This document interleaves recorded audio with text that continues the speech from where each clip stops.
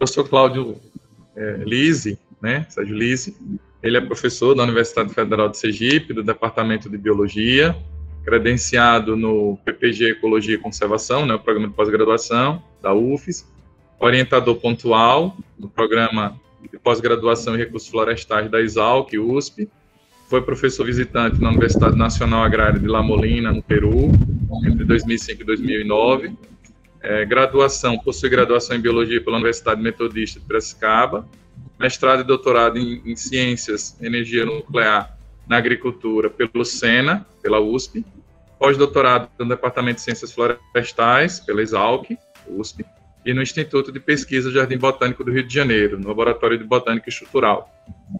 Vinculado ao Laboratório de Dendrocronologia de Aniglia Coniceti, Argentina, né, tem experiência nas áreas de dendroecologia, anatomia da madeira, anatomia vegetal, dendrologia, com os temas relacionados a aplicações de anéis de crescimento, né, de espécies arbóreas tropicais, estudos de carbono, datação do carbono 14 e estudos com isótopos estáveis. Bom, isso é só um pequeno fragmento, né, um pouco da história do professor Cláudio, que eu sou suspeito para falar, porque já aproveito aqui para agradecer, né, e dizer, o senhor sabe, muito importante na minha formação acadêmica, foi meu co-orientador de mestrado e meu co-orientador de doutorado, né, e eu passo a palavra para o senhor, já agradecendo ao aceite, né, para que os nossos estudantes possam conhecer um pouquinho dos trabalhos com estudos de florestas, né. Então, o senhor fique à vontade. Seja muito bem-vindo aqui ao Instituto Federal de Sergipe, mesmo que virtualmente. Muito obrigado. Essa apresentação toda meio que descaracteriza, eu sou um biólogo. Estou dentro de um departamento certo de biologia e estou trabalhando com anatomia vegetal, é o que eu gosto, é o que eu trabalho, e dendrocronologia. Então é isso. Mas agradeço muito ao convite que o professor Dantas e o professor Francisco fizeram, né? Agradeço a comissão organizadora do evento e parabenizo que a primeira semana acadêmica de um novo curso de biologia para Sergipe muito importante, né? Um novo curso aí gratuito, formando novas pessoas com uma visão um pouco diferente, porque quando tem um novo curso, novos professores, as coisas mudam um pouco e ajuda, né? Então, isso vai ser um ganho bastante grande para o estado de Sergipe. Parabéns, então, por essa semana acadêmica. Não pude acompanhá-la, estou participando hoje, mas pelos temas eu já vi que é muito legal, foi muito boa, está sendo muito boa a semana. Aqui eu tenho um agradecimento, tá? Essa imagem também, ela vem como um agradecimento para esse convite. Mostra aí o Rio São Francisco, lá na Grota do Angico, unidade de conservação, né, de Canindé. E aí uma parte da história da gente dentro de Sergipe começou. Me lembro que Francisco foi o primeiro a se arriscar a trabalhar conosco, como uma orientação para estudo de anéis de crescimento, dentro de cronologia, foi graças a um estudo de campo, né, uma semana que passamos nesse local, com um curso, e lá ele vendo a possibilidade de associar aquilo que ele já tinha planejado do estudo, do mestrado dele, ele começou a participar, então tem bastante a ver. E aqui também mostra a influência, né, na floresta que a temperatura do ambiente tem e a umidade, né, as águas têm também sobre a presença de florestas nas regiões. Mudanças climáticas, que está aqui no meu título, eu vou me atrever a mostrar um pouquinho e vou dar umas ideias ao longo da minha apresentação. Não sou especialista nisso, como a professora Thalita, então eu vou maneirando com esse assunto. Meu objetivo é falar mais sobre uma ferramenta, uma metodologia, que é a dendrocronologia, que serve para estudos também de mudanças climáticas. Bem? Então, é por aí. Para quem está começando no Instituto, essa aqui é uma área que existe dentro do Instituto, um fragmento florestal, tem essa lagoa lá dentro, está aí para caracterizar a Mata Atlântica. Coloco assim, porque nessa primeira parte eu quero dar uma ideia sobre a importância da vegetação para a vida no planeta. Sabemos todos, né, que as plantas, através do processo de fotossíntese, elas interferem muito no ambiente que existe hoje no planeta, propiciando uma quantidade suficiente de oxigênio para manter o planeta com a vida que tem. Também, outra função importante é a absorção do carbono proveniente do CO2, mas também uma manutenção do carbono, porque quando a vegetação ela é decomposta, também gera o carbono, né, que vai para a atmosfera e ajuda na manutenção da temperatura, manutenção das condições de precipitação, chuvas e assim por diante.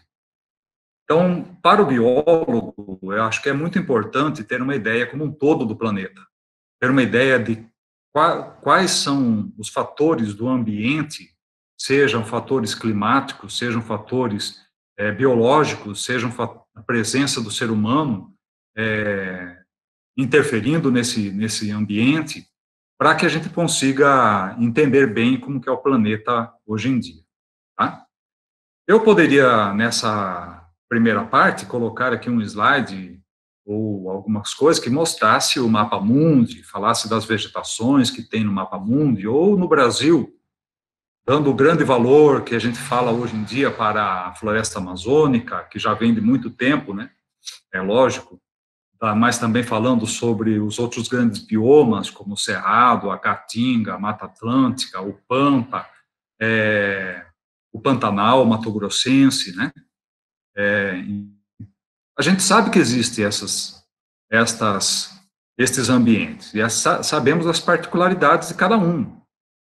As alterações que estão sendo ocasionadas no ambiente, seja pela adição de CO2 na atmosfera, seja pela ocupação do solo e retirada da floresta ou da vegetação de campo, para que a agricultura produza o alimento que precisamos e para que é preciso também para os animais que nos servem de alimento, tudo isso são interferências, né, que caracterizam o ambiente.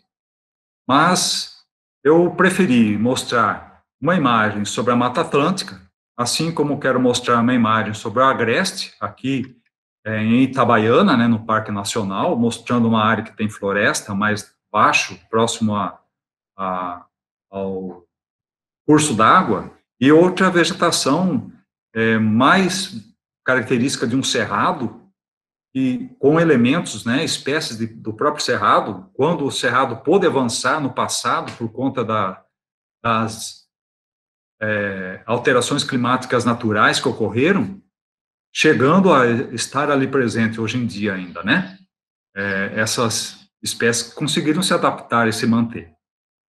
E também da caatinga, que é uma vegetação que mais ocupa o espaço do Nordeste brasileiro e é caracterizado por uma quantidade muito grande, não só de espécies vegetais, como cactos, florestas de plantas retorcidas, que fazem fotossíntese parcialmente no caule, em período que está sem folha, ficando acinzentado com essa cor, mas também animais, muitos insetos. Podemos ver aqui, olha, caminho de cupim, muitos insetos pequenos, formigas,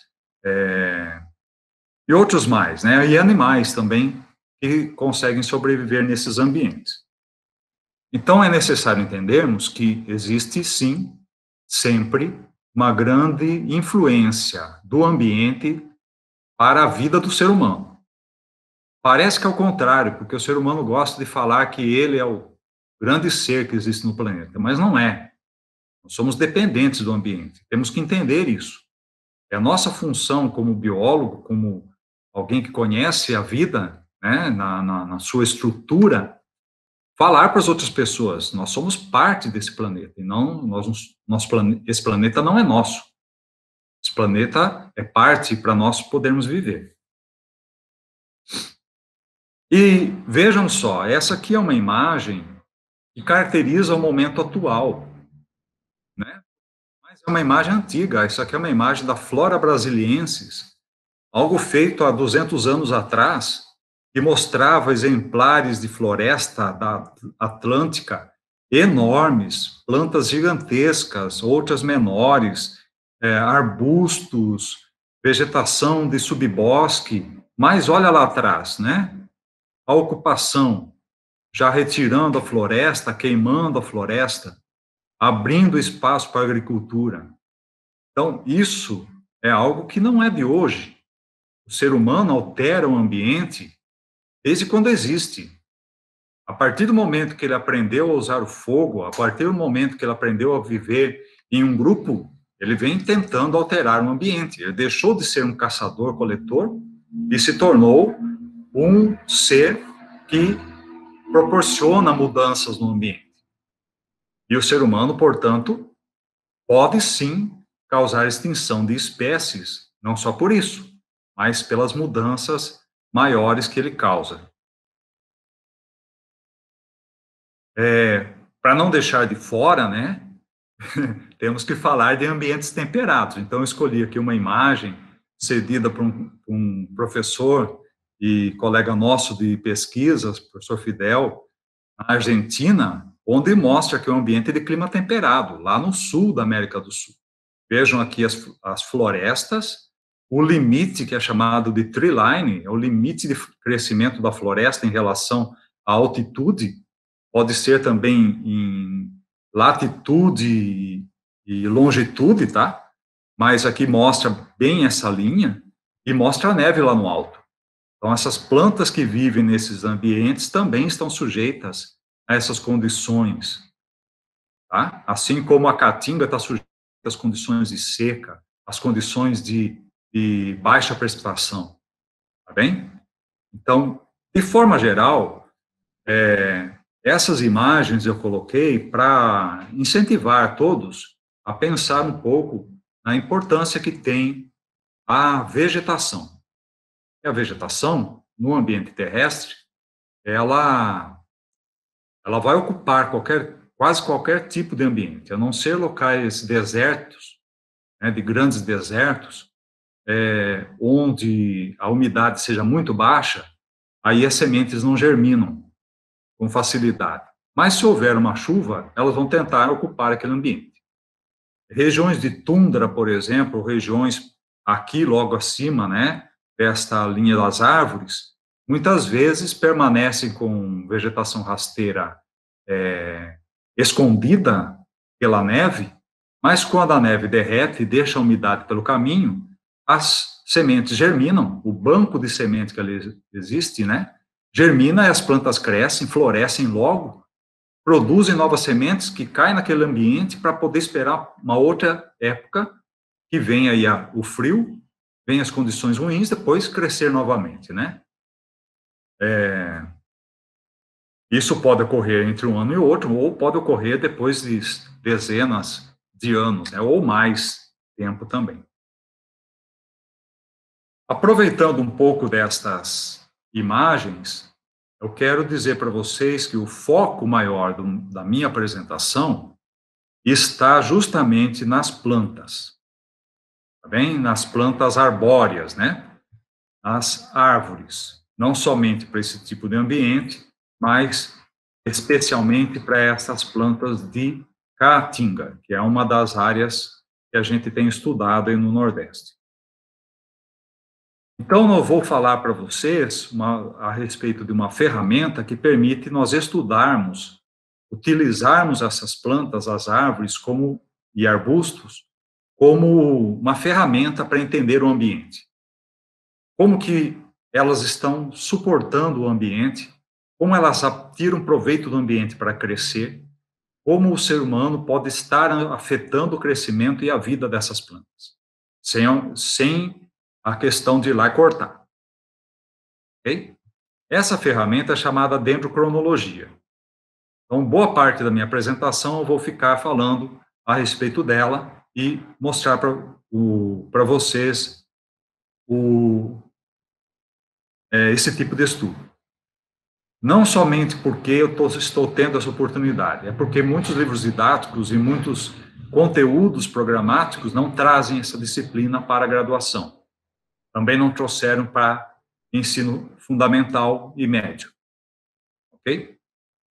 Como definição, a dendrocronologia pode ser dita assim: ciência que emprega os anéis de crescimento das árvores datados nos anos exatos de suas formações, para analisar os padrões, processos temporais e ou espaciais do crescimento e sua interação com o ambiente. Essa imagem ao fundo de um pereiro, de uma espécie que cresce na Caatinga, mostra estas diferenças aqui, olha, esses desenhos, tá, que eu estou colocando o cursor vagarosamente, nos limites de cada anel de crescimento. Então, isso aqui, daqui até aqui, é o conjunto de células que formam um anel de crescimento, depois vem um outro, depois vem um outro, um pequenininho, outro menorzinho também, outro maior, e assim por diante. Por que um foi grande? Por que o outro foi tão pequeno? Essa busca de entendimento que permite que a dendrocronologia nos auxilie a entender como o ambiente e o ser humano influencia no crescimento da planta. Não é uma ciência muito antiga, mas ela remonta a mais de 2.000 anos. Tá? Havia, há muito tempo atrás, relatos escritos nas culturas, né, nos povos, principalmente europeus, da presença dessas camadas de crescimento em árvores e arbustos.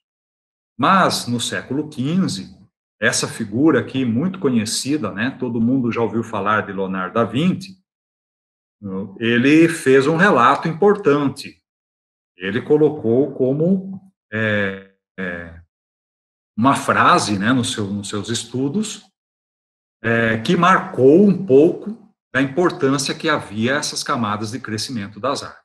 Os anéis de crescimento dos ramos cortados de árvores mostram o número de anos e, de acordo com as suas larguras, os anos que foram mais ou menos secos naquela região onde as plantas cresceram. Isso é uma interpretação. Isso fez com que deixasse de ser apenas uma mera observação da presença das camadas de crescimento no tronco de árvore cortada. Tá? Aí já houve uma interpretação do porquê que haviam aquilo. Por isso que eu estou colocando essa figura como parte da história da dendrocronologia. Vou colocar somente mais uma outra figura, tá?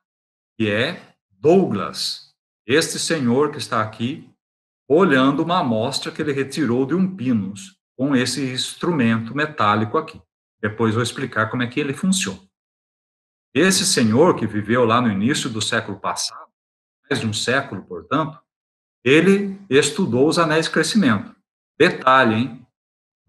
Ele era astrônomo, estava interessado em estudar o Sol, as manchas solares, os ciclos de manchas solares. Como a observação do Sol, ela é difícil de ser feita, exige um tempo muito grande, como ele conseguiria ter informações sobre a influência do Sol no planeta num tempo passado e que fosse um registro perfeito?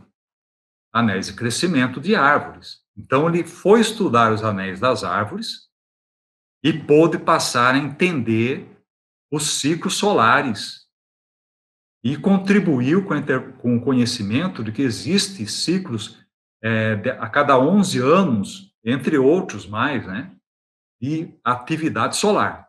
Tá? Ele fez isso utilizando, primeiro, as árvores que estavam vivas lá nos Estados Unidos, na região que ele trabalhou. Mas também ele foi capaz o suficiente, inteligente o suficiente, para pegar essas madeiras dessas construções dos povos indígenas de lá e ver que tinham as anéis de crescimento e criar um método um método chamado cross-dating, ou datação cruzada. Ou seja, comparar os anéis de crescimento que eram formados nessa árvore com aqueles anéis de crescimento que estavam naquela da construção e associar um com o outro. Tá? Esse é um método importantíssimo, que é mostrado numa figura como essa. Na internet tem muitas figuras, vocês vão encontrar várias se vocês procurarem. Tá? Aqui mostra um corte transversal de uma árvore de pinos como essa, vocês veem essas linhas, né, circulares, que são os anéis de crescimento.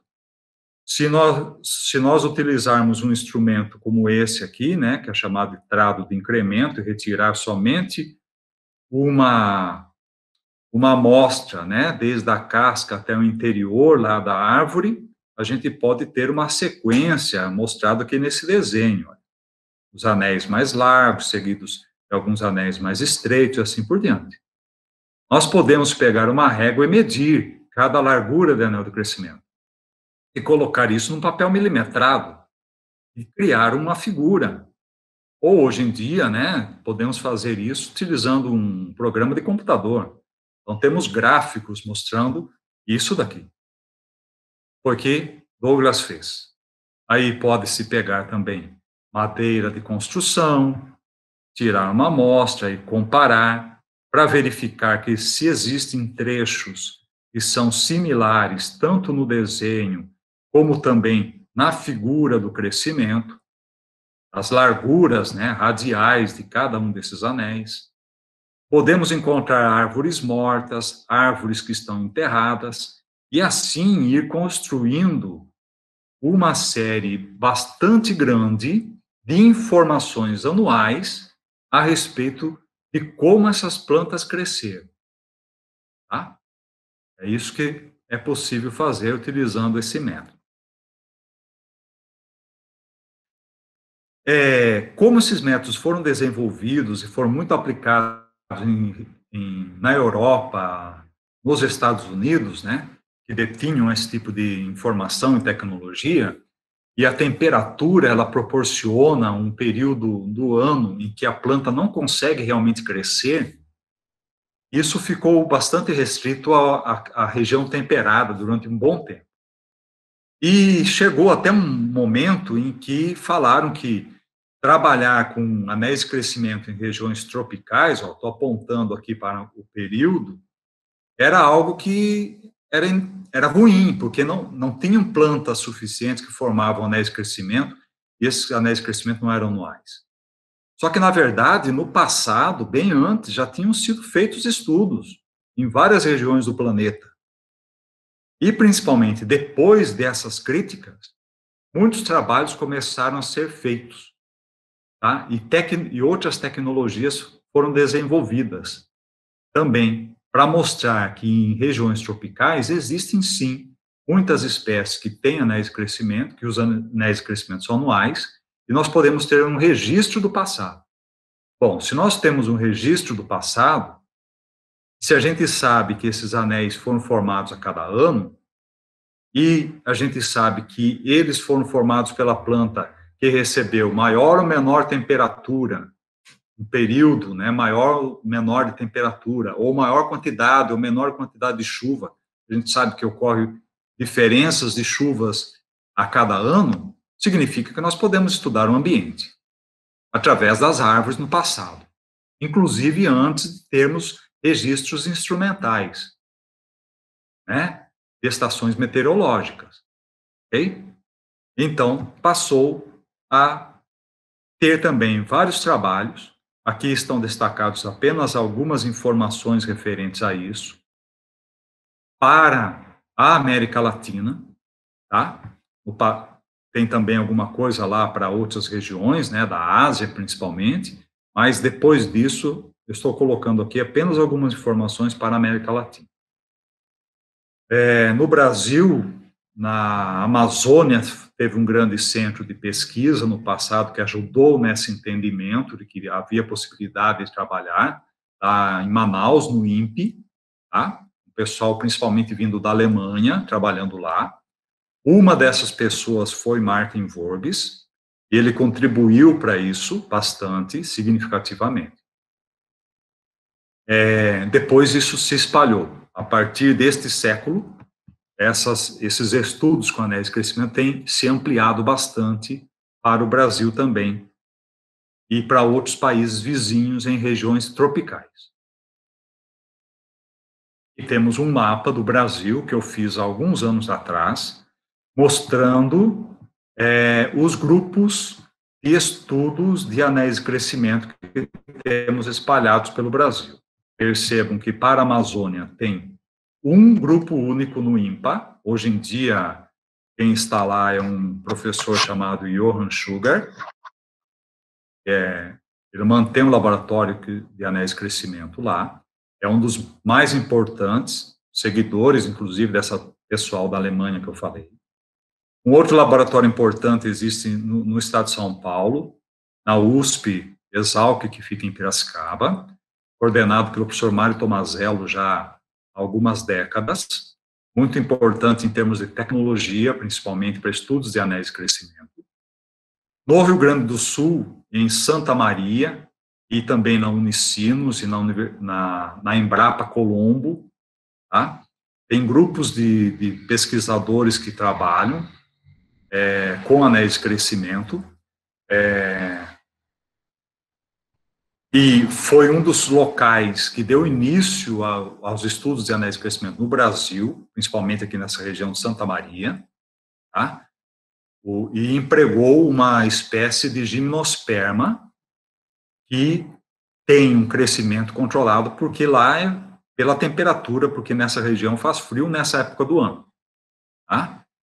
E a Araucaria angustifolia, ela é influenciada bastante pela temperatura. E existem algumas outras, eu falei da Embrapa Colombo aqui no Rio Grande do Sul, mas na verdade fica no Paraná. Hoje em dia em Santa Catarina também tem, espalhado por esses outros estados. Tá? Nós estamos aqui em Sergipe, na UFES. Temos um laboratório bem estruturado para estudos de anatomia vegetal, anatomia da madeira, que é um ramo da vegetal, e anéis de crescimento, tá? Associado a estudos ambientais. Bem pertinho de vocês aí do IFES. A dendrocronologia, ela é uma área da ciência que ela depende de várias outras áreas. A principal talvez seja a anatomia da madeira. E a anatomia da madeira, para nós podermos ver esses anéis de crescimento, né, temos que ter o conhecimento sobre como é a anatomia da madeira. E ela é influenciada pela genética da planta, pela fisiologia que a planta realiza e também pelo ambiente. Existem vários tipos de métodos, como o cross-dating que eu falei, as medições de anéis de crescimento. Hoje em dia se faz isso por análise de imagem, dá para fazer raio-x da madeira, tá? São técnicas que ajudam nos métodos para estudos de dendrocronologia. Matemática é muito importante, estatística é muito importante para isso, e química também. Isótopos estáveis, isótopos radiativos, conteúdo mineral que existe na madeira pode dar indicações para as interpretações que a dendrocronologia faz. O que é um isótopo radiativo e o que é um isótopo estável? E são as coisas mais cabulosas que aparecem aí. O isótopo estável é como, por exemplo, o carbono 12, que forma o CO2 da atmosfera, certo? É um carbono que está aí formando uma molécula junto com oxigênio 16 e fica espalhado e a gente, né, expele ele para a atmosfera ou absorve através da alimentação. A planta pega pela fotossíntese, transforma no fruto que a gente come. O tomate, por exemplo, né? Mas existem outros isótopos estáveis que não é carbono 12, por exemplo, carbono 13. Qual a diferença? Ele tem um nêutron a mais no seu núcleo. E ele ocorre numa quantidade muito pequena em relação à quantidade de carbono 12. Tá? Só estou utilizando o carbono como exemplo, mas isso existe para todos os elementos praticamente da tabela periódica. E existe também o radioisótopo, ou isótopo radiativo, por exemplo, carbono 14. Olha, marcado aqui embaixo, carbono 14. Esse tem 2 nêutrons a mais. Ele não pode permanecer com 2 nêutrons a mais. Não é capaz de ficar assim. Ele fica instável. É um átomo que tem que liberar energia de alguma forma. Essa liberação de energia é o que a gente chama de radiação. No caso do carbono 14, é uma radiação beta, tá? Beta negativo. E ele serve para a gente poder fazer um método de datação também, que é chamado de datação por radiocarbono, ou datação por carbono 14. A dendrocronologia auxilia justamente, inclusive, né, nesse método de carbono 14. Ok? Então, a dendrocronologia em si é um método de datação, já que eu consigo associar esse anel de crescimento aqui a um determinado ano no calendário, esse aqui é o ano seguinte, esse outro é o ano que vem posteriormente, e assim por diante. Isso auxilia na arqueologia, na história, no método de datação por carbono 14. E tem muitas aplicações voltadas à ecologia. A ecologia propriamente dita, tá? Porque nós podemos estudar a população de árvores, como ela está se comportando, crescendo numa floresta, como que árvores que estão invadindo uma região e foram trazidas de uma outra parte do mundo, né? Sementes caíram ali, cresceram, estão ocupando espaço, faz parte da ecologia, né? O clima, como que o clima interfere no crescimento da planta? Eu falei também para vocês que a gente pode pegar estas medidas dos anéis de crescimento e, matematicamente, a gente extrai informação climática, se a gente sabe qual é o fator principal que influencia no crescimento da planta, dá para a gente separar isso, tá? O método permite fazer isso. Geomorfologia, movimento, né? Por exemplo, deslizamentos de terra, erosão, interfere no crescimento da planta.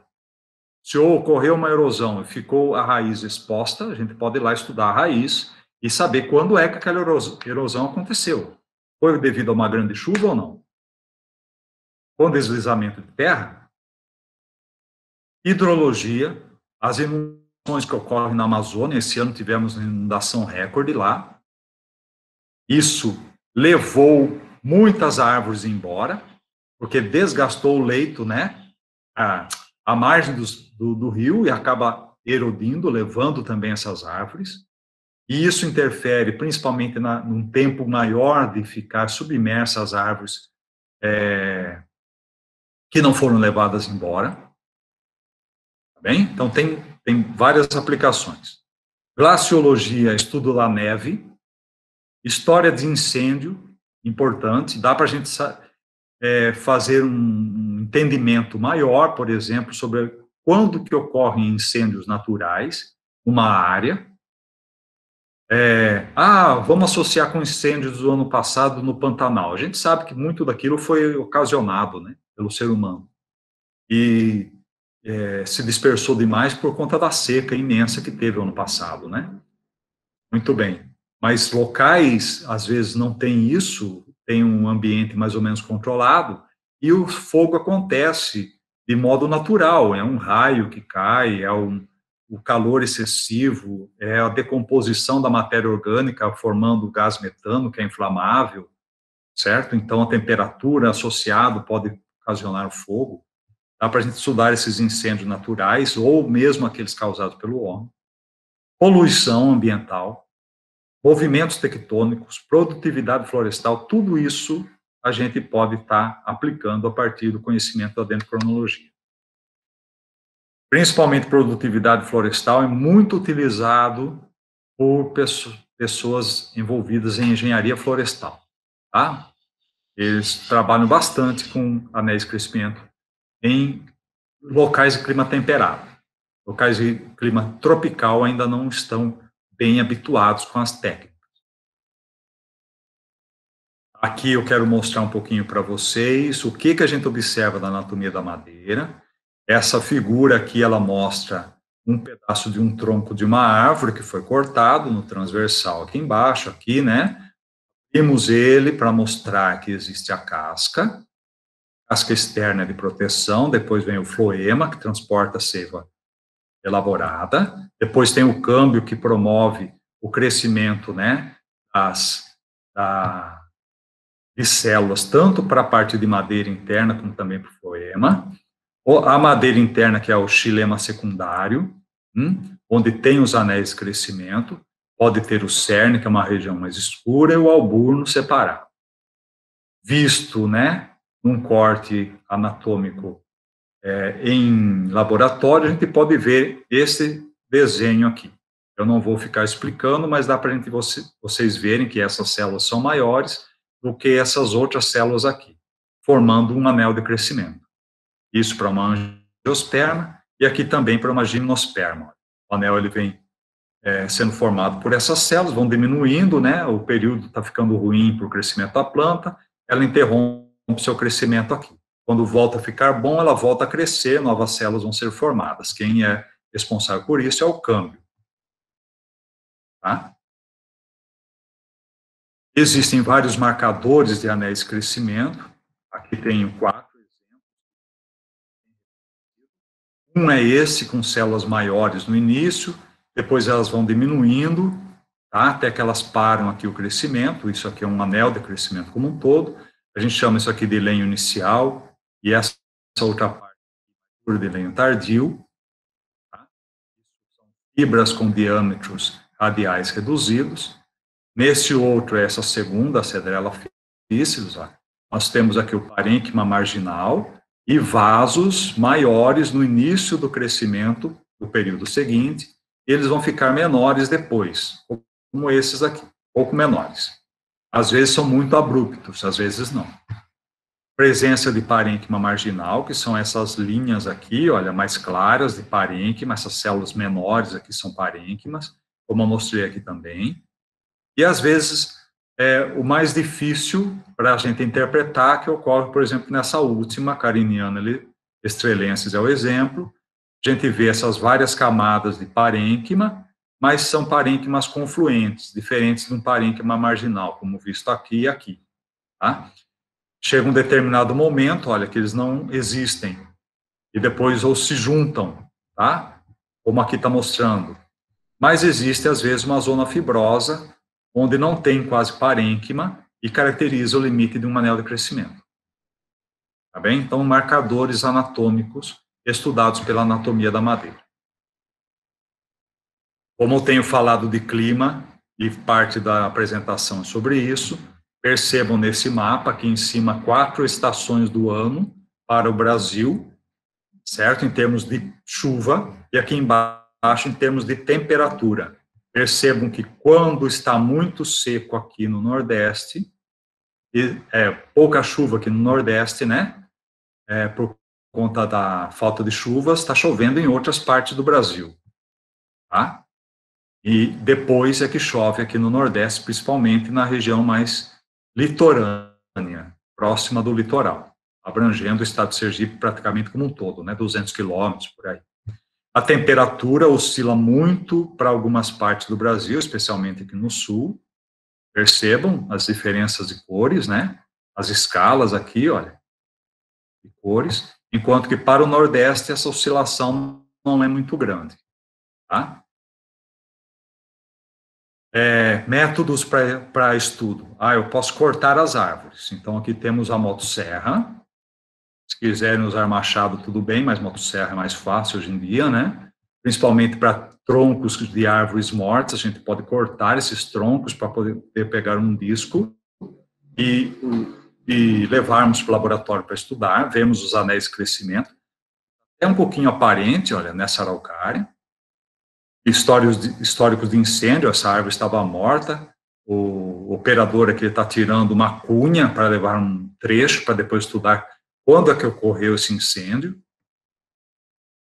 Aqui é o trado de incremento, então nós não precisamos derrubar uma árvore viva, a não ser que seja uma espécie que está começando, às vezes é bom ter um ou outro disco para a gente ver realmente como é que funciona, se não é raro a gente cortar a árvore, a gente utiliza esse instrumento, ele é composto por um cano de ferro que tem uma broca na ponta, ele é oco no meio, colocado nesse cabo, a gente encosta ele na árvore assim, vai girando, ele vai perfurando a árvore, como está sendo mostrado aqui. Tá? E a amostra fica dentro dele. A gente pega essa espátulazinha, passa para dentro daquele cano, cabe certinho, e puxa a amostra assim para fora, como está sendo mostrado nessas duas imagens. Tá? Essas amostras já são suficientes. É como uma injeção na árvore, e retirar um pequeno material, um fragmento dela para estudo. Tá? Vai causar um dano para a árvore? Vai. Tá? Daqui a pouco eu vou mostrar aí qual o tamanho do dano. Aqui é um outro instrumento, quando a árvore era muito dura, né? Está aqui o professor Francisco, olha, fazendo uma coleta de uma braúna. Ele está utilizando essa máquina, né, que é comprada no mercado aí hoje em dia. Essas brocas são especiais, tem fábricas que produzem ela, perfura, essa aqui é um outro modelo de uma outra máquina, ela perfura a árvore e permite tirar também uma amostra. Depois a gente pega, fecha aquele furo com um pedaço de cabo de vassoura, ou uma madeira de menor diâmetro, passa uma tinta antifúngica para evitar, né, a entrada de fungo, a entrada de insetos, tá bem? E as amostras ficam com essa aparência aqui, depois de lixadas, ó. Dá para a gente ver aqui as camadas de crescimento, os anéis de crescimento delas. Podemos tirar de vários diâmetros, bem pequena, com meio centímetro, com 1 centímetro, com 2 centímetros ou mais. Tá? Depende do modelo de broca que a gente encomende para que a fábrica faça. E o dano causado no interior é esse daqui. Ó. Tá? Uma publicação muito famoso no mundo sobre dendrocronologia, que mostra um pouco do dano. Mas isso aqui foi retirado, né? Exatamente naquele local, e estamos vendo aqui uma reação da planta nessa região em que o trado ocasionou. Mas ocorre uma cicatrização. Essa cicatrização pode ser vista aqui, ó. Várias perfurações, e aqui a cicatrização ocasionada pelo câmbio. Então, essa cicatrização, ela proporciona não somente a continuidade da vida da planta, mas também proporciona que ela consiga continuar crescendo. Muito saudável. Podemos voltar no mesmo local dezenas de anos depois e a árvore está lá, saudável. Tá? Inclusive, essas cicatrizes desaparecem completamente. As amostrinhas, elas são frágeis, quebram fácil, então a gente cola ela num suportezinho de madeira, ó, o jeito certo de colar esse aqui, colocando a fibra nesse sentido, não deitada como está aqui, muito menos se ela estivesse na transversal. Ok? Fica com essa aparência, dá para a gente ver aqui umas camadinhas de crescimento, que são pinos, né? Depois a gente faz um polimento, hoje em dia a gente utiliza uma lixadeira como essa, lixas mais grossas, depois lixas mais finas e assim por diante.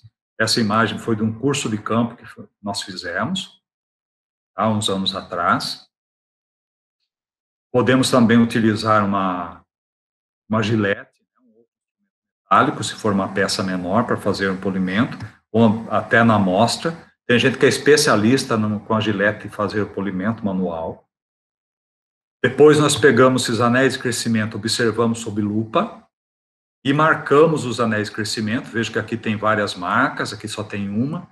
Então, a cada 10 anéis a gente pode fazer uma marca. Quando chega num período de um século, por exemplo, 1900, está sendo mostrado aqui, 3 marcas. Quando chega em 1950, 2 marcas, tá? De 10 em 10 anos, uma marca. É um padrão internacional, tá? Para a gente poder estar utilizando. Existem vários métodos para poder analisar isso. Uma delas é utilizarmos medidas dos anéis de crescimento. Tá? Daqui a pouquinho. Existem dificuldades, sim, como são falsos anéis de crescimento, como está mostrado aqui. Está listado aqui várias coisas, né, que podem causar dificuldades de estudo. Tem plantas que não têm anéis de crescimento. Tem plantas que formam mais que um anel de crescimento por ano, dependendo da região do planeta. Por exemplo, na Guiana Francesa tem um local que acontece isso com algumas espécies, como o cedro, lá. Tá? No Nordeste é um anel só por ano, o cedro. Tem anéis em lentes, falsos anéis, que são exemplos, né? Aqui tem um anel em lente, ok? E tem casos em que, como é que você coleta um material dessa árvore, sendo que ela tem essas raízes tabulares tão amplas? Tem que escalar e coletar lá no alto. O padrão de coleta é na altura do peito da gente, mais ou menos 1,30 m. E tem outro caso em que a gente tem um disco muito grande. Olha aqui uma aluna, né, Alessandra, uns anos atrás também, medindo com essa régua eletrônica aqui, olhando por uma lupa, os anéis de crescimento desse jequitibá. Só para trazer esse jequitibá para o laboratório, foi necessário um caminhão Munch. Quem cortou esse disco para nós, ele pegou 2 sabres de motosserra, soldou um no outro, fez uma corrente imensa para poder cortar. Depois nós passamos um mês lixando. Tá? Então são dificuldades, mas a gente chega lá. Tá? Essa árvore, por exemplo, ela mostrou mais de 200 anos de anéis de crescimento aqui, de crescimento que ela tinha. Olha eu do lado dela, inteira, depois o caminhão Munch, e depois um outro colega olhando os anéis de crescimento no laboratório. E é um local que eu visitei, né, junto com esse professor da Universidade Federal do Rio de Janeiro, Arno Brandes, e nós coletamos essas araucárias. Só como curiosidade para vocês, 3 araucárias eu vou destacar aqui, ó. Essa maior e essa pequenininha aqui. Quais vocês acham que foram qual foi a mais velha? É uma pergunta que eu vou responder. A mais velha é essa mais alta. Bem grande. Há um diâmetro grande também. Essas duas estão bem próximas uma da outra. 5, 6 metros. Uma é maior, a outra é menor. Qual que foi a segunda mais velha? Essa aqui pequenininha. E essa aqui foi a mais jovem de todas, apesar dela ser maior. Isso é para dizer que nem sempre, né, o fator genético ele faz com que a planta cresça de forma uniforme. Às vezes o ambiente, a falta de umidade ou o local que estava crescendo aqui numa ribanceira essa árvore fez que ela crescesse menos, mas ela era mais velha do que essa outra. Como curiosidade. Exemplos de estudos com anéis de crescimento feito no Nordeste. Um estudo do professor Francisco, na época do mestrado que ele falou aí no início. Essa espécie de árvore aqui, lá em Tobias Barreto, chamada Paquilha stenopétala, tá?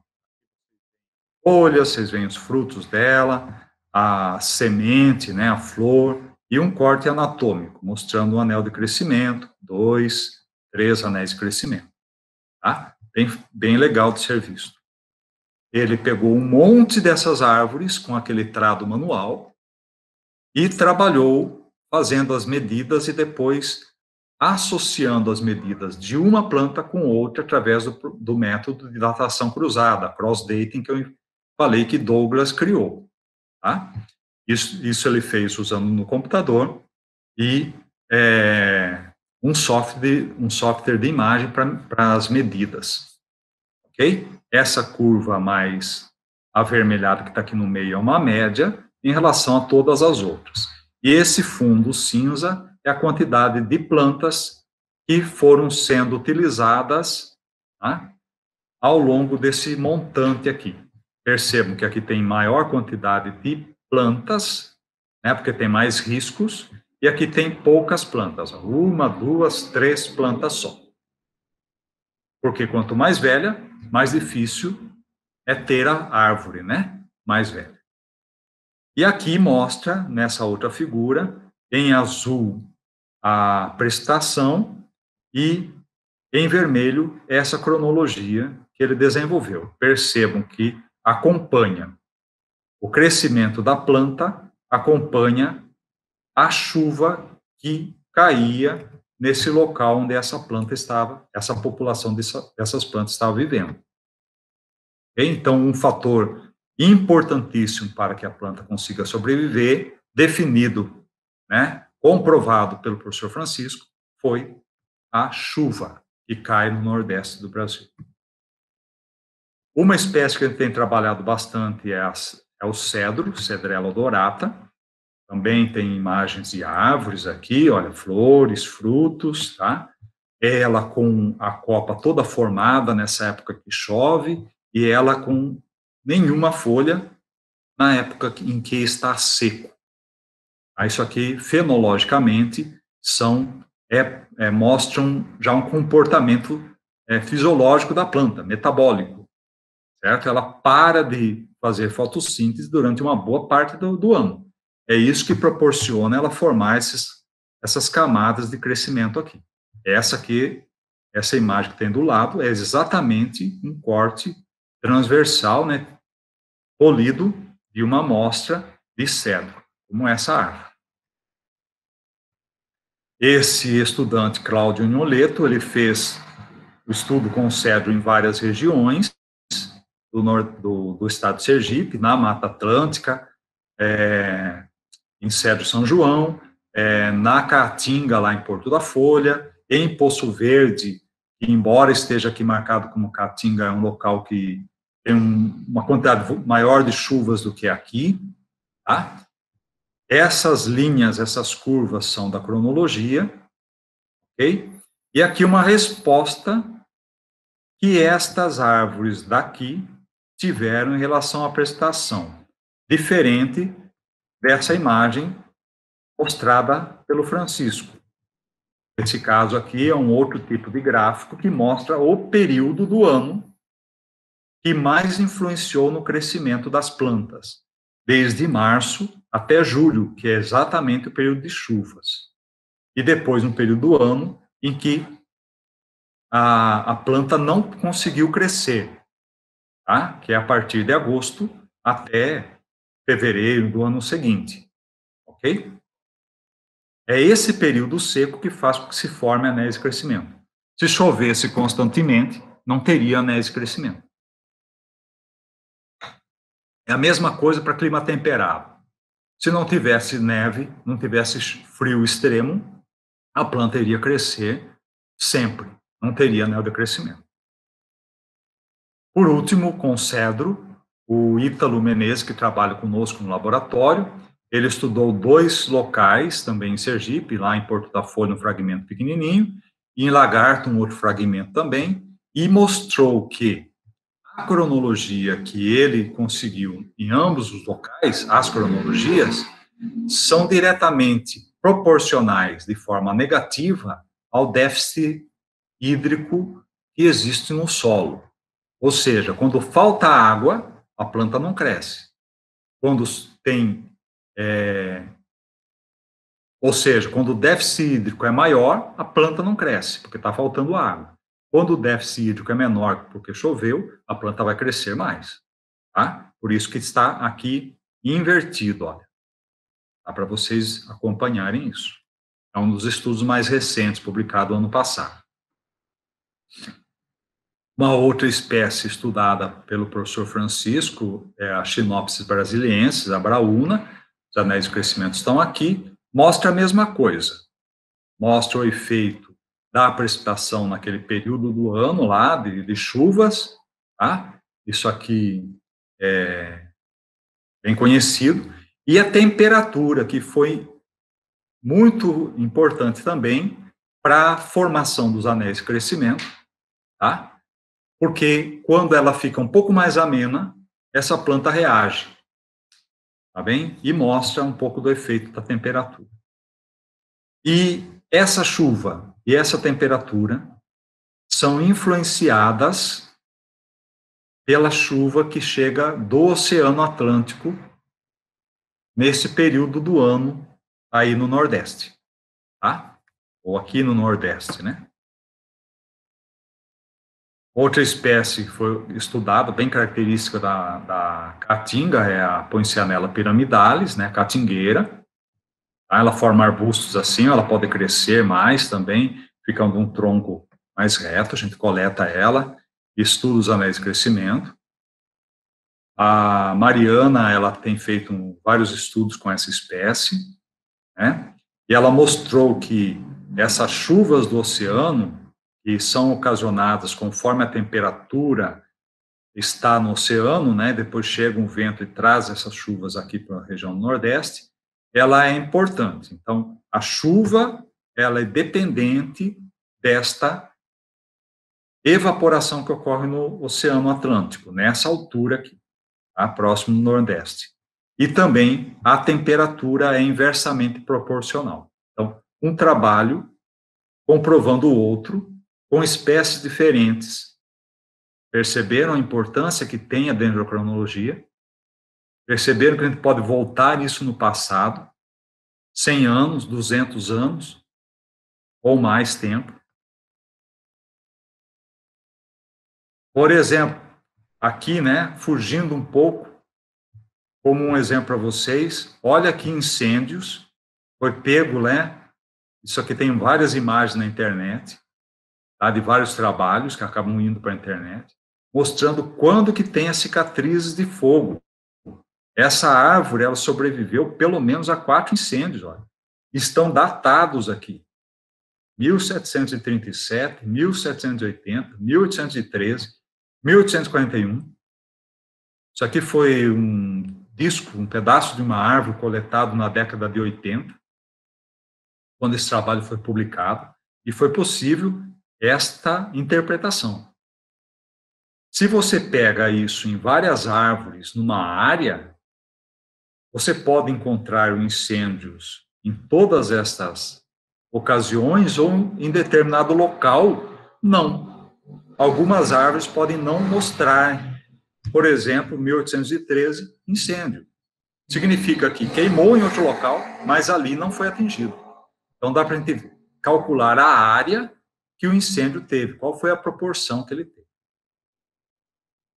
Sobre mudanças climáticas, como eu falei para vocês, os anéis de crescimento eles se tornam muito importantes. É possível nós utilizarmos, olha, registros instrumentais, como estão aqui em vermelho, mas tem quanto? 100 anos, um pouco mais de 100 anos no mundo todo. Anéis de crescimento ou outro tipo de proxy, tá? Sedimento de fundo de lagoas, gelo dos polos ou de geleiras, pode fornecer para nós informações ou químicas ou biológicas, como os anéis de crescimento, para nós termos curvas como estas. Essas linhas todas que vão para cima e para baixo, aqui em azul, mostram isso. É uma associação de várias coisas. Tá? E percebam que essa linha escura, preta, mostra a média dessa oscilação, o máximo e o mínimo aqui nessa área, e essa linha pontilhada em vermelho estava mostrando uma diminuição da temperatura ao longo de 2 séculos, quando surgiu a Revolução Industrial e o uso do combustível fóssil, e aí voltou a crescer. Então, aquela tendência de resfriamento que havia no planeta foi interrompida. É a ação do homem. Está comprovado por esse tipo de coisa. Isso aqui está amenizado assim, porque leva em consideração registros biológicos como os dos anéis de crescimento. Quando a gente pega algo que elimina isso, e matematicamente é possível fazer isso, retirar essa influência, mas utilizar os anéis de crescimento ou algum outro desses proxies que nos dão informações do tempo, olha o que acontece com o aumento de temperatura. Se torna muito mais brusco. Por isso que Thalita foi muito feliz na apresentação que ela fez hoje. Ela mostrou um monte de aspectos a respeito do aquecimento global. E eu estou tentando mostrar para vocês uma ferramenta que são os anéis de crescimento das árvores para estudo sobre isso. No Nordeste, o que a gente tem feito ainda não mostrou algo em termos de aquecimento global, mas já mostrou algo em termos de secas prolongadas, com mais de 10 anos. Tá? Mais de 10 anos. Se nós pegarmos árvores novas, como esses pinos, nós podemos ter aí, por exemplo, 20, 30 anos, ou 7, 8 anos, né? Porque às vezes é uma exploração comercial, foram plantadas essas árvores, e a gente pode estudar como elas estão reagindo. Mas se nós podemos pegar em ambientes naturais árvores como dessa espécie que ocorre nos Estados Unidos, nas montanhas rochosas, tá? Olha a idade que essas árvores têm, 4.900 anos. Elas foram desenvolvendo o tronco dela, olha, isso tudo é uma única árvore, mas tem vários ramos. Na verdade, é o mesmo tronco. E a gente pode retirar a amostra de um local, de outro, contar os anéis de crescimento, e essa árvore viva tem essa idade. É um verdadeiro registro de tudo que o planeta tem passado ao longo desses quase 5.000 anos de tempo. Então, é importantíssimo estudar anéis de crescimento. É uma figura, não é essa, que mostra uma pessoa, tá? Em termos de escala, eu estou apontando aqui com o mouse, ó, daqui a aqui é mais ou menos a altura de uma pessoa. Então, esse é o tamanho dessa árvore, ok? Para vocês terem uma ideia. Atualmente, essa é a nossa equipe no laboratório. Tem aqui a Stefano e o Bruno, estagiários, estão terminando o PIBIC deles lá agora, de iniciação científica. Tem a Celine, que está fazendo um TCC conosco. Tem a Claiane e o Gabriel, que estão fazendo mestrado. E Suziane, que está assistindo a apresentação aí também, fazendo doutorado lá no laboratório. O Ítalo, a professora Mariana, e esse é um grande colaborador, orientador do professor Francisco também, que é Adalto Ribeiro. Embora eu não trabalhe diretamente com anéis de crescimento, mas ele é um ecólogo e é um botânico excepcional. Aqui o campo, uma das técnicas que eles estão empregando para o estudo, o Gabriel está colocando essas faixas metálicas para acompanhar todos os meses como que essa planta está crescendo, para a gente associar esse crescimento aos anéis de crescimento. Pode medir isso por uma régua, mas depois também podemos medir com anéis de crescimento. Essa curva que tem aqui embaixo mostra isso. Tá? Esse crescimento se deu no período de chuva, depois estacionou, até diminui um pouco porque a casca murcha, e depois, no ano seguinte, volta a crescer. Tá? Aqui é um cedro, aqui é uma barriguda, ceiba. E coletamos amostras daqui para estudar os anéis de crescimento. Essa região aqui fica em Canhoba, ao lado de Nossa Senhora de Lourdes, aos municípios aí em Sergipe. Existem 2 projetos em que nós estamos trabalhando atualmente. Um deles, nós tentamos associar os anéis de crescimento das árvores com isso aqui, ó. Isso aqui estalactite de caverna. Então, Sergipe está aqui, esse local é esse mostrado, essa estrela está mostrando aqui, olha, Simão Dias, onde nós coletamos uma quantidade de amostras, como essa que está mostrada aqui embaixo, para estudo dos anéis, e aqui, Paripiranga, bem ao lado, foi onde coletou essa deposição, né, de sedimentos que ocorre dentro da caverna. Interessante. Já foi datado essas camadas aqui e tem mais ou menos 70 anos.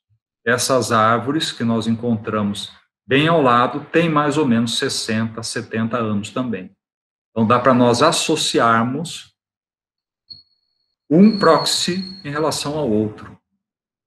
Tá? Nesse estudo também foi coletado material aqui, bem na caatinga, lá no meio da seca, né? Em Uauá, e a equipe que foi para lá, Ítalo, Claiane e José Roberto, que fez mestrado com a gente. Esse aqui é o local de estudo, olha como estava seca, né, a vegetação. Eles coletaram dessas duas espécies, Pseudobombo e Zamburana cearensis, e o material está sendo estudado agora lá no laboratório. Aqui nessa encosta tem cavernas, ó, também para encontrar estalactites, né, estalagmites, espeleotemas. A Mariana, que eu mostrei anteriormente, ela tem um projeto de pós-doutorado agora, que é lá em Pernambuco, nesse local, uma quantidade de amostras que foram coletadas lá, um disco polido. Vocês veem aqui essas linhas, né, formando o anel de crescimento. Daqui aqui um anel, essa linha clara até a próxima outro anel de crescimento, assim por diante. E aqui a aparência do local lá de estudo atual. E as pessoas que eu gosto de agradecer, sempre quando chega ao final, Francisco está aqui, Mariana está lá atrás, seu Didi lá em Angico, professor Mário Tomazello, de Piracicaba, que nos acompanha e nos auxilia muito e nos ajudou a entender essas metodologias todas, professor Fidel, que é da Argentina, tá? Léo, que fez estágio conosco logo no início, José Roberto, que já falei, aqui eles, novamente, Elberson, que também fez estágio, Ana Cláudia, professora Elisamar, tá? Nayane, que fez estágio com a gente, alguns alunos mais aqui, como do professor Adalto também. Quero agradecer, né, à universidade por permitir a nossa manutenção do laboratório lá, às agências de fomento que proporcionaram recursos para nós implantarmos e mantermos o laboratório na UFES. Meu contato, e se alguém tiver interesse em visitar alguma hora, pós-pandemia, o senhor Francisco providencie uma excursão, a gente recebe lá no laboratório com bastante alegria, tá? Muito obrigado por permitir a minha apresentação.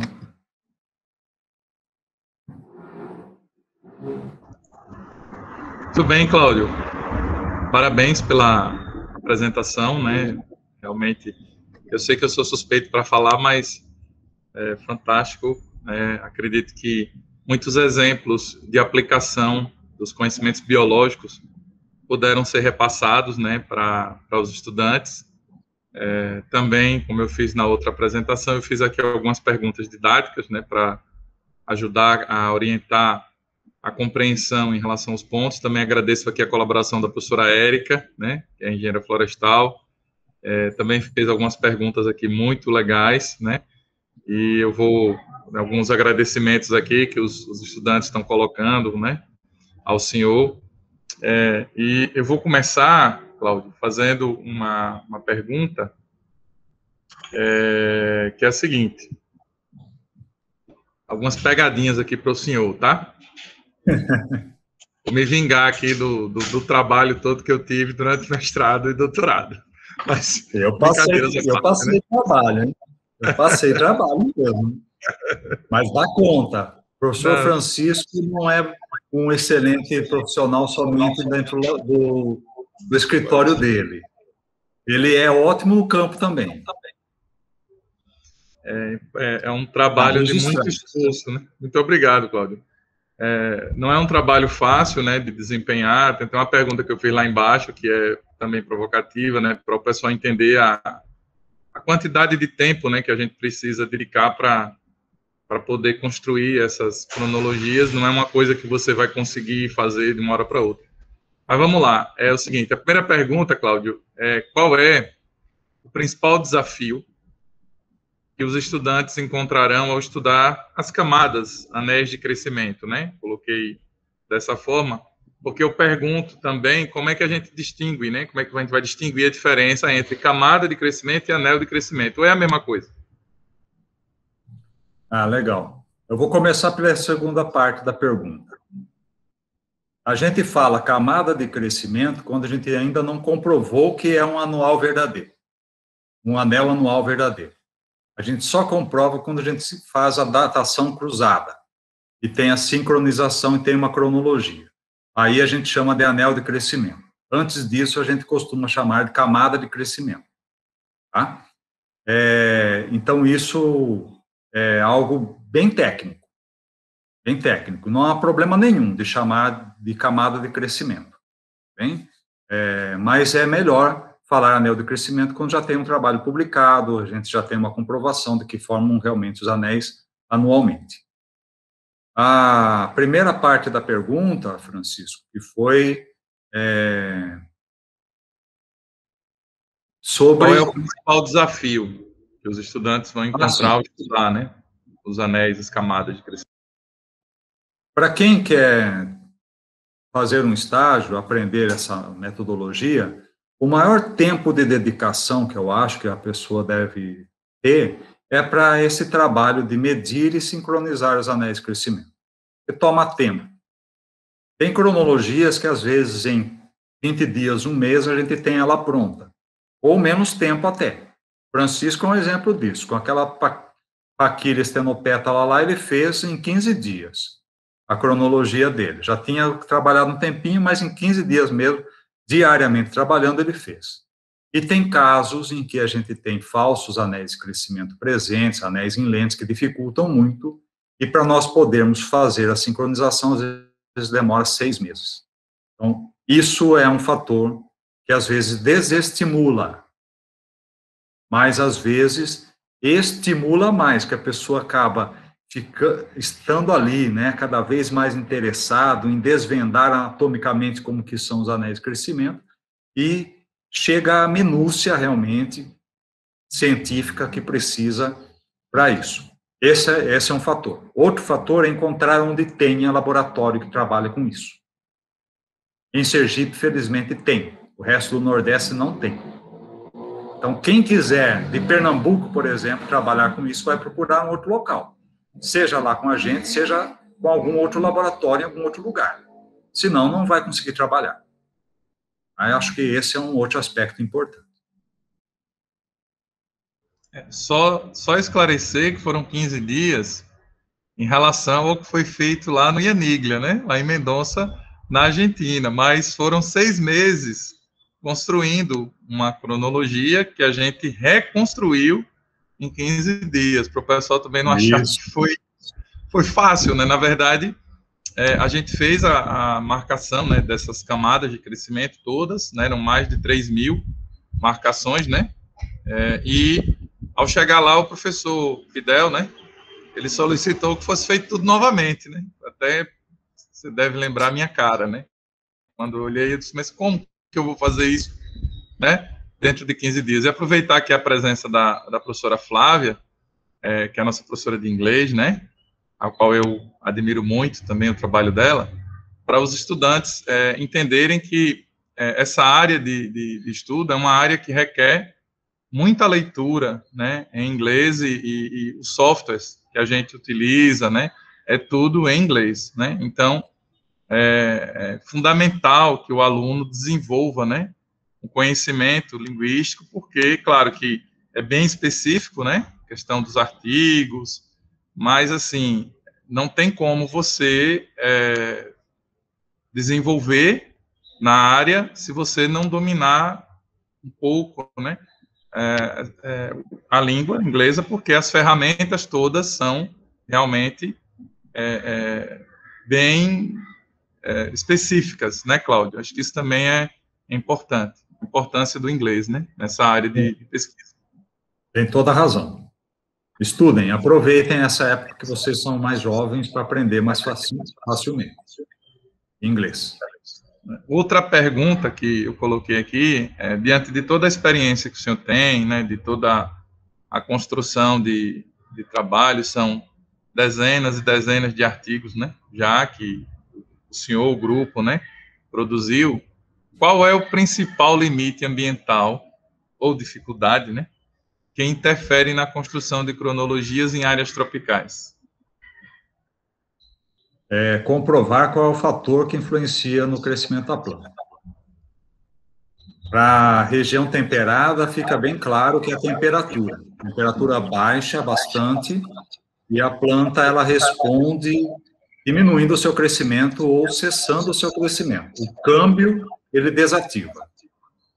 Em região equatorial, tropical, precisamos ver. Às vezes pode ser a temperatura, como eu falei sobre a araucária, lá no Rio Grande do Sul, mas a maior parte para o Brasil como um todo é a precipitação, a chuva. Esse é o fator ambiental limitante de crescimento.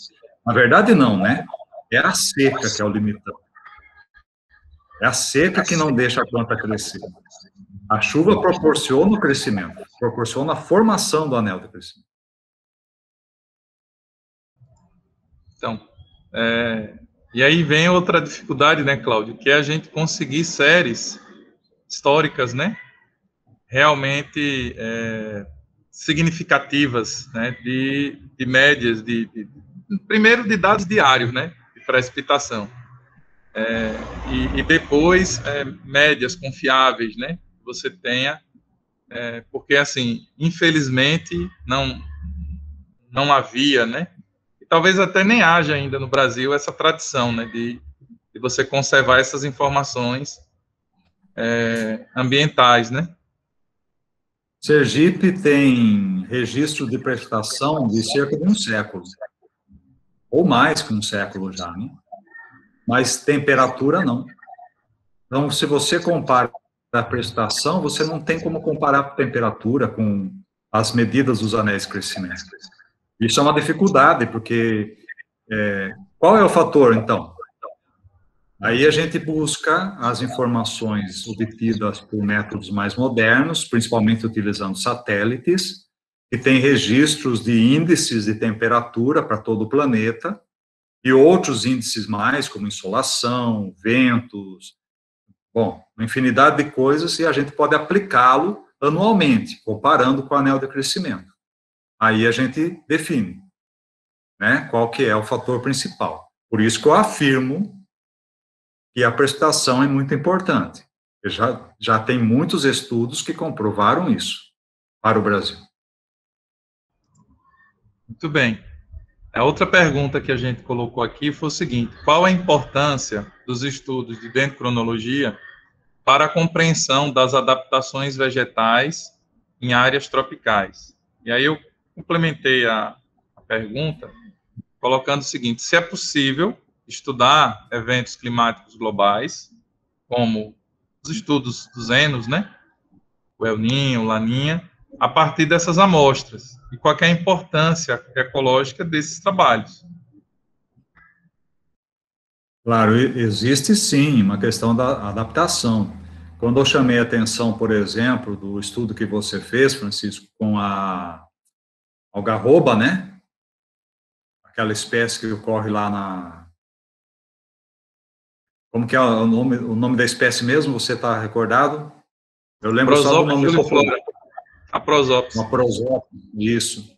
Ela é considerada uma espécie invasora que se adaptou muito bem ao ambiente do Nordeste. E ela está competindo com outras espécies. Então, é um caso sério, porque existe isso como exemplos no mundo todo. E quando é que ocorreu isso? Os anéis de crescimento podem mostrar quando ocorreu. É algo tão significativo? Não, às vezes a gente tem isso descrito na literatura, nos jornais. Ah, vamos plantar uma árvore de prosópis na praça. Isso aí se espalha depois da semente. Um evento político, às vezes, se torna algo que é catastrófico. Não quero dizer que é assim que acontece, né? Mas provavelmente chegaram as sementes e alguém plantou como um experimento para produzir, como é o caso da prosópis, produzir matéria orgânica para alimentação do gado. Mas a gente pode pegar os anéis de crescimento e ver qual é a taxa de crescimento que a planta tem.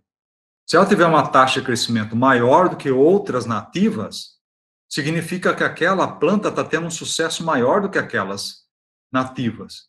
Então, quem vai perder a luta? As nativas. E a outra vai sombrear, vai haver uma competição direta e ela vai ser beneficiada. Isso é uma questão importante. Quanto a eventos globais, como El Niño, Laninha, tem esses trabalhos e outros mais que mostram, sim. O José Roberto, por exemplo, né, vou pegar o exemplo dele, estudou 4 espécies em Sergipe, e ele mostrou a influência do El Niño, Laninha sobre o crescimento das 4 espécies, sendo diferente. Para uma espécie influenciou mais do que outras, ok? Então, dá para a gente discernir qual é a planta que é mais sensível. Por exemplo, juazeiro é menos sensível, porque juazeiro tem uma reserva de água, principalmente, junto das raízes, enquanto que uma catingueira, ela é muito sensível ao ambiente. Pereiro, mais ainda. Pereiro caiu a chuva, ele já rebrota folhas. E se for uma chuva um pouco mais intensa, floresce, assim como a catingueira. Tá? Então, se o evento de El Niño, Laninha, né, está influenciando a quantidade de chuvas, então essas plantas vão responder de forma diferente. Tem isso. Se alguém quiser ler, a gente passa o trabalho para leitura. Você pede para mim, Francisco, depois você direciona. Então, a gente fez a pergunta, né, Cláudio, porque, claro, existe uma gradação entre o Laninha e o El Niño, né, o El Niño forte, moderado, fraco, mesma coisa o Laninha, e a gente, ao falar de mudança climática, inevitavelmente a gente acaba falando sobre intensificação, né, de alguns extremos, como ou a ausência completa da precipitação, uma situação de estresse, né, hídrico por falta de água, mesmo de chuva, né, uma seca severa, ou um evento catastrófico, como uma chuva muito forte, né, como a gente conhece aqui na nossa região, as trovoadas, né, ou como aconteceu, infelizmente, há alguns anos atrás, aquela tragédia lá no Rio de Janeiro, também no sul do Brasil, e centenas de pessoas acabaram morrendo por deslizamentos de terra, por excessos de chuva, né? Então, percebendo essa sensibilidade que as espécies vegetais apresentam, os estudos de climatologia, dendricologia, né, as próprias cronologias, elas criam uma possibilidade da gente compreender, né, cada vez mais a dinâmica de resposta, né, dos organismos ao clima. E eu acho que os estudantes aqui estão tendo uma oportunidade que eu, por exemplo, não tive quando fiz minha graduação, como o senhor bem colocou aqui, né? É um conteúdo que não aparece para a gente, né? Por sorte, eu estava lá no curso de campo, naquele ano que o senhor ministrou uma palestra parecida com essa, e fui contaminado, né, pelo vírus da dendrocronologia. Aqui pode ser que não contamine ninguém, mas de repente alguém vai olhar para isso aqui e um dia mais lá na frente ter uma ideia, né, e lembrar, pai, tem uma área aqui do conhecimento que me permite fazer estudos com isso, né. E claro que a gente também está tentando implementar, né, um laboratório que permita alguns estudos, claro, com o apoio do senhor lá no laboratório da UFES, né, mas a gente vai também iniciar nossos trabalhinhos lá com os alunos, né, muito em breve. Eu não estou tendo tempo de estar conduzindo esses trabalhos ainda, porque estou totalmente envolvido na questão de gestão, mas ninguém fica na gestão a vida toda. Então, mais cedo ou mais tarde, eu voltarei para as minhas raízes, que são as raízes de pesquisador, e conto aí com a colaboração da Érica, né, de outros colegas professores lá na escola, que vão poder nos ajudar a desenvolver pesquisas, né, tanto no campo da agroecologia, que diz respeito à questão do uso de madeiras, né, porque se a gente consegue ter compreensão das taxas de incremento, a gente pode contribuir com a conservação das espécies, né, com o uso correto das espécies, sem gerar mais desmatamento, né? Você pode estar utilizando aí espécies com reflorestamento, ou seja, uma série de técnicas que você pode estar desenvolvendo. Então, eu acho que esse é um dos principais objetivos da gente estar trazendo esse tema aqui para a discussão. Eu fiz uma pergunta aqui que eu acho que o senhor já respondeu, né? Que era qual a principal variável ambiental responsável pela marcação dos anéis de crescimento de florestas tropicais? Pelo que o senhor colocou aí, é a precipitação, né? Seria, claro, junto com a temperatura, mas vamos para a pergunta aqui da professora Érica, né? Que foi uma pergunta que é muito pertinente e um dos principais problemas que a gente enfrenta, né? Quando vai fazer as construções das cronologias. Nos estudos recentes, observa-se maior formação de falsos anéis nas árvores, em relação aos anos atrás, né, os anos anteriores. Como os pesquisadores conseguem eliminar esses falsos anéis da datação das árvores? Ótima pergunta mesmo. Antes, só deixa eu complementar um pouquinho. A questão do El Niño e La Niña, quando a gente utiliza anéis de crescimento, a gente pode ter uma extensão grande e marcar diversos eventos de El Niño e La Niña. Se nós conhecemos quando ocorreram esses eventos e qual a frequência que está tendo há muito tempo, a gente consegue prever o futuro. Então, isso é importante para a gente poder tentar evitar catástrofes. Ok? Então, um complemento apenas do que você falou, Francisco. Quanto à pergunta da professora Érica, esses falsos anéis de crescimento, eles, não é que nós observamos uma frequência maior hoje em dia. Nas espécies que nós estamos estudando, esses falsos anéis podem existir numa espécie, assim como em uma outra espécie não existem. Mas a gente consegue eliminar quando fazemos a sincronização das medidas dos anéis de crescimento. Com a sincronização, nós conseguimos perceber qual é falso e qual é verdadeiro. Tem um pesquisador na Bahia, Marcelo Silva, que ele até propõe uma alteração desse termo. Ao invés de utilizar falso anel de crescimento, ele fala anéis múltiplos formados em determinado ano. E, na verdade, a gente vê várias camadas.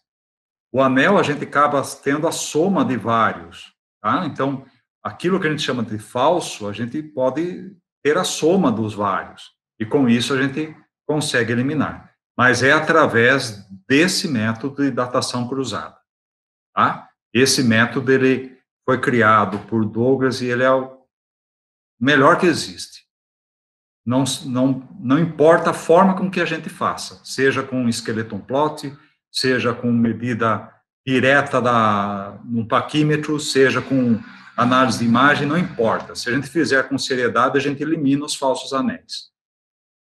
Podemos colocar 98% de certeza que a gente elimina. Um ou outro pode até permanecer, mas numa população de 40, 50 árvores, onde você tenha sobrando um falso anel, aquilo, na cronologia, vai representar pouco. Tá bem? Acho que consegui explicar. Sim, e eu acho também que um pouco dos trabalhos que foram feitos, né, a própria Mariana com densitometria de raio-x, né, também contribuiu para mostrar isso aí que o senhor acabou de falar, né? É uma outra técnica. Isso. Claro que nem todo mundo vai ter acesso, né, a esse tipo de equipamento para conseguir fazer esse tipo de análise, mas quando você compara as técnicas, né, você consegue perceber muita eficiência, né, em relação ao que o senhor acabou de colocar aí. Eu coloquei uma outra pergunta aqui, que foi o seguinte, né, que essa é para os estudantes entenderem um pouco mais a dificuldade. O senhor até já falou aí um pouquinho, quantidade de árvores, né? Mas, assim, qual seria a quantidade mínima de repetições, número de árvores, necessário para realizar a construção de uma cronologia? E qual é o tempo médio de dedicação diário, semanal, que um estudante de biologia precisaria disponibilizar para iniciar um trabalho na área de dendrocronologia? Não é uma pergunta fácil, não. É uma pergunta que depende da pessoa. Depende da dedicação que a pessoa queira ter. Bom, número mínimo de amostras. Pense estatisticamente. O que é significativo? 30 árvores? 35 árvores? Às vezes você encontra 200 árvores, dá para coletar as 200 árvores? Às vezes você só encontra 6 árvores, é suficiente? Vou dar um exemplo. Eu fui aprender bastante da dendrocronologia na Argentina, em Mendoza. E lá tem além do professor Fidel, que a gente tem parceria, tem um outro professor, o Ricardo Villalba. Eu tive a oportunidade de assistir uma aula dele uma vez. Ele explicou o seguinte: quando foi dado início ao estudo de anéis de crescimento lá naquela região da Argentina, um professor dos Estados Unidos, ele foi para lá, eles se reuniram, ele foi para o campo, coletou 3 árvores de uma espécie lá, mediu, sincronizou, montou uma pequena cronologia. Publicou isso daí. O Ricardo, quando foi fazer a tese de doutorado dele, ele coletou 200 árvores daquela espécie, mais 200. Trabalhou com todas elas, separou todas que foram possíveis sincronizar, montou uma cronologia. Ele disse assim: a conclusão que eu cheguei foi, entre aspas, o resultado que eu obtive com as 200 árvores foi a mesma que o professor tinha obtido com 3. Consigo responder? Acho que sim. Né? Não foi a minha resposta, foi a resposta dele. Ok? Tempo para fazer isso. Percebam que se você trabalha com poucas árvores, você vai gastar um tempo menor. Se você trabalha com muitas árvores, você vai ter que precisar de um tempo maior. Então, se você, como estudante, tem 4 horas por dia para poder trabalhar, são 20 horas por semana que você pode trabalhar, parando um pouquinho, né? Intervalo, tem que fazer, porque ninguém consegue ficar o tempo todo trabalhando. Então, se você trabalha em torno de 15 horas, por exemplo, por semana, se dedicando a fazer isso num laboratório, tem gente que demora, como o Francisco falou, 6 meses, tem gente que faz em 2 ou 3 meses. Depende muito do material que você está analisando e da sua dedicação, tá? Agora, se você pensar numa iniciação científica ou numa pós-graduação, é um tempo razoável. Às vezes você faz um estudo de fenologia, por exemplo, de uma espécie, você precisa de vários anos. Se você não for visitar gradativamente aquele mesmo organismo durante vários anos seguidos, você não vê as fases de vida daquele organismo. Seja de um coral, seja de uma árvore, seja de um animal. Então, é muito relativo. Bem, é um esforço? Mas assim como existem outros esforços. Quem quer estudar onça? Pensa na dedicação. Ok? Nosso amigo Douglas. Lembrei dele. Exatamente. A pergunta aqui da professora Érica, outra pergunta, né? A dendrocronologia pode ser aplicada para todas as espécies de árvores?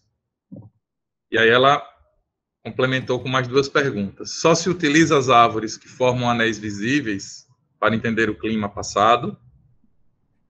E as que não têm esses anéis tão visíveis também são utilizadas? Vamos lá, várias perguntas. Eu estou com elas abertas agora aqui também no chat. Tá? Primeira pergunta. Não é possível utilizar todas as espécies de árvores, não importa o ambiente. Isso é fato, porque tem sempre o fator genético que influencia algumas espécies que ela tem um crescimento contínuo, mesmo não tendo um fator ambiental importante, significativo, que causaria uma parada de crescimento, ou o contrário, ela pode não ter um marcador, ela pode até parar, interromper o seu crescimento, mas ela não forma um marcador, um limite de anel de crescimento. Por exemplo, para a Amazônia, já é sabido que tem cerca de 48%, 50% na média, dos vários estudos que já foram feitos, de árvores com anéis de crescimento que são anuais, que podem ser utilizados para isso. A outra porcentagem, 50%, 52%, não. Ou destas, podem ter aquelas que não têm um anel de crescimento bem visível. Fácil da gente estar associando com eventos ambientais. Quando eu falo eventos ambientais, não estou me referindo somente a clima. Tá?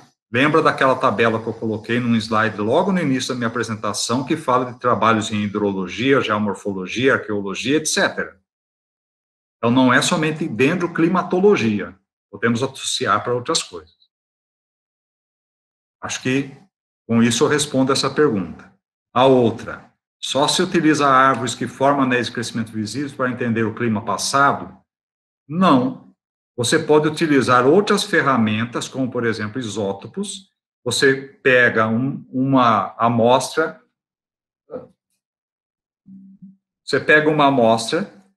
que é tudo igual, você não vê anel de crescimento, você vai pegando pedacinhos, lasquinhas, e vai fazendo análises isotópicas. Se houver oscilações, você pode fazer inferências em relação ao clima. É possível, existem trabalhos feitos dessa forma, tá? Hoje em dia, eu sei, por exemplo, temos um problema sério, né, que é a fiscalização de madeira, que é explorada das florestas naturais de forma ilegal. Quando ocorre a apreensão dessa madeira, como prova que ela veio daquele local? Às vezes, um elemento químico presente no solo que pode passar para a madeira, às vezes o isótopo, que pode ser um pouco mais rico em uma parte da floresta, menos rico em outra parte da floresta, pode ser suficiente para comprovar esse tipo de coisa. Então, isso é algo sobre o ambiente também, e serve para fiscalização. Isso é importantíssimo para a manutenção da floresta. Tá? Eu sei de grupos que estão trabalhando com esse tipo de coisa agora no Brasil, utilizando várias dessas possibilidades de ferramentas. E eu torço que eles realmente consigam ter um método eficaz, porque aí vamos ter para árvores que não têm anéis de crescimento, e a medida dos anéis, que pode servir para isso também, por exemplo, as medidas dos anéis de crescimento da madeira, poderia ser comparado com a da população de vários locais da floresta amazônica e sabermos de onde que veio. Porque se sincronizar, a gente sabe a região. É de Santarém? É de Manaus? Entenderam? Agora, se não tem um anel de crescimento, a gente pode pegar esses elementos químicos, ou esses isótopos, ou alguma outra coisa, carbono 14, que é uma ferramenta importante, se for utilizá-lo como estudo do fallout, né, das explosões nucleares, e não da datação em si, é outra coisa importante. Ah, pode servir para estudo ambiental, sim. Ok? Seguindo. E as que não têm esses anéis tão visíveis? Tá aí, né? Comentei um pouquinho. Podem ser utilizadas? Podem. Dessas maneiras ou alguma outra. Aí tem muitos estudos que podem dar informações e possibilidades também. Mas é tecnologia, é ciência, é conhecimento. Nós que trabalhamos com biologia, se nós não entendermos que a gente pode extrair conhecimento dos outros seres vivos e, com isso, propormos ações de mudança do nosso comportamento, esqueça. Tá? A gente está falando porque queremos falar. Ah, não é isso. A ciência, ela existe porque nós pensamos e trabalhamos e buscamos dessa maneira. Quando eu falo que a planta responde ao clima, não é porque eu estou falando, é porque a planta realmente correlacionou com o clima. Então, é como se a gente estivesse pegando a planta e abrindo as suas páginas, olhando o que está escrito nela. Os anéis de crescimento proporcionam isso. Tá? É muito importante. Assim como eu posso pegar outro tipo de proxy, posso pegar sedimento de rio, posso pegar pólen, posso pegar gases que estão contidos dentro de bolhas do gelo da Antártida, e assim vai, tá bem? Perfeito, professor. Uma pergunta aqui da Jane Kelly, né? Na verdade, ela fez duas perguntas. A espessura dos anéis são sempre iguais? Se sim, depende de quê para acontecer espessuras iguais, né? Sei que ao longo da explicação o senhor colocou, mas é importante explicar, né, mais um pouquinho. É muito importante que não sejam iguais. Porque quando tem um ano mais favorável, tem mais água, mais umidade, a planta vai crescer mais. O anel fica mais largo. Quando tem um ano desfavorável, ela cresce menos. Isso mostra as alterações do ambiente. Tem até umas figurinhas que são de livro didático que mostram assim: uma árvore crescendo num terreno plano, a mesma espécie crescendo numa ladeira. E ali tem o lençol freático. Na ladeira escorre mais rápido, fica pouca umidade, e na parte plana fica mais água disponível. Essa que cresce na parte plana, os anéis são mais iguais. Não mostram muito a variação do ambiente, mas aquela que cresce na ladeira tem a oscilação maior, ela é mais sensível ao ambiente. Então, é importante, sim, que exista essas diferenças. Só para colaborar, né, Cláudio, pegando as duas publicações, né, da Abraúna e da Algaroba, né, a gente percebeu, por exemplo, no mesmo ano de seca, né, você ter uma semelhança de formação de anel, né, em relação à espessura, tanto para Abraúna quanto para Algaroba, algo em torno ali de 0,15 milímetros, 0,18. Só que quando você compara, por exemplo, um ano de muita chuva, muita trovoada, né, ou seja, de uma média de precipitação 5, 6 vezes acima do normal, né, você tem ali algo em torno de 500 milímetros de média, você pega um ano que choveu 1.800, 2.000 milímetros, né? E aí você vai comparar a espessura do anel de crescimento da Abraúna, você consegue chegar ali perto dos 6, 7 milímetros, o que é muito. Mas quando você pega um anel da Algaroba, bate 16. Então você veja a variação. E claro que, considerando um conjunto de espécies, né, que viveu numa área plana, né? Porque se a gente tivesse numa área inclinada, vales, né, aí já geraria uma série de problemas, como o senhor mesmo mostrou ali, o exemplo da araucária, né? Então, assim, não é impossível você ter anéis de mesmo tamanho. Claro que é muito difícil, né? Muito difícil. Até porque, mesmo que você dê a mesma quantidade de precipitação, ela não ocorreu igual em relação aos dias do ano. Então, você pode ter um ano que choveu a mesma quantidade, só que choveu mais no verão, choveu mais no inverno, e aí a variação de energia é diferente, então a resposta fisiológica da planta vai variar, né? Então, assim, né, acho que isso também ajuda a Jane entender. Mas varia muito, né? E a última pergunta que a gente tem aqui, professor, ela colocou aqui, então é aí que se encaixa dentro da cronologia forense, essa parte de coleta ilegal das árvores. Aí eu me lembrei, acho que foi Jatobá, não foi? Que a gente fez um trabalhinho, não foi? Inclusive com a questão do falado que o senhor explicou, né? Isso, Jatobá. Que a pedido, não foi? Inclusive da Polícia Federal, né? Foi da Receita Federal, não me lembro bem. Para que fosse feito uma análise, né, em função da madeira que foi apreendida e o valor, né, que aquela madeira significava, né. Se o senhor quiser, você pode falar um pouco sobre isso. Sim, é verdade. Existe hoje, sim, uma busca. A aplicação forense da dendrocronologia é baseada nisso. Como você tem anéis de crescimento mais largos, sequência, né, às vezes eles vão crescendo maior, depois diminui, depois cresce mais também, mostra a sensibilidade, e isso varia de local para local. Então, dá para a gente ter cronologia numa parte do mundo, em outra parte da mesma floresta, e assim por diante, e a gente compara essas madeiras com essas populações de planta, e aí a gente define de onde veio. Essa é a aplicação forense.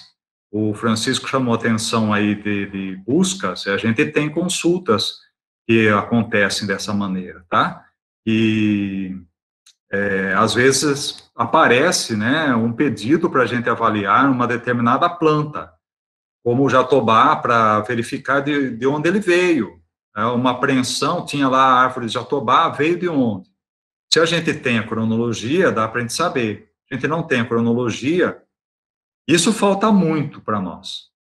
Isso é muito feito em locais onde tem muitas cronologias. Europa é campeã em fazer esse tipo de coisa. Tá? Utilizar de forma forense. Para nós, não. Para nós é menos. Porque a gente não tem cronologias. E vou dar um exemplo a mais. Ano passado, durante a pandemia, fui procurado por um professor de Portugal. Ele tinha lá madeira de jacarandá da Bahia. Ele estava fazendo um laudo para a justiça de lá e queria comprovar se esse jacarandá tinha sido coletado durante a vigência da lei que proíbe o corte aqui no Brasil, ou seja, a partir dos anos 60. Eu tive que dizer para ele que, no momento, era impossível, porque a gente não tem cronologias montadas para essa espécie aqui no Brasil. Então, a única maneira que ele teria era fazer análise de carbono 14. Aí ele teria que procurar um laboratório de carbono 14 para poder resolver isso. E eu já tinha ajudado, inclusive, um comerciante desse tipo de madeira para instrumentos musicais com o carbono 14. Eu conduzi ele para um laboratório de carbono 14, fez uma análise lá, daí não é um anel de crescimento, né? A gente pega a parte da madeira mais próximo possível da casca e faz a análise de carbono 14 para ver se foi anterior àquele período de explosões nucleares, né? Testes nucleares que foram feitos justamente no início dos anos 60. Se foi antes, a madeira está legal. Se foi depois, que dá um pico alto de carbono 14, a madeira está ilegal. Percebem? Então, é algo forense, algo bonito, mas é algo difícil e caro. Caro, não é barato. Bem? Bom, eu estou muito satisfeito, tem muitas manifestações aqui, né, de parabéns, que foram colocadas.